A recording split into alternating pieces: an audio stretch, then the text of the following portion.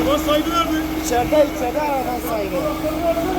Çocuklar da içeride çalışıyor. Kurun aç içeride. Hemen girelim koyun. İçeride abi içeride.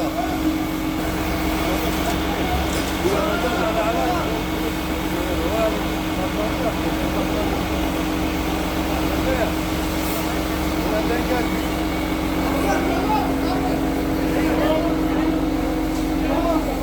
Tamam hadi abi. Barış gel. Bakayım.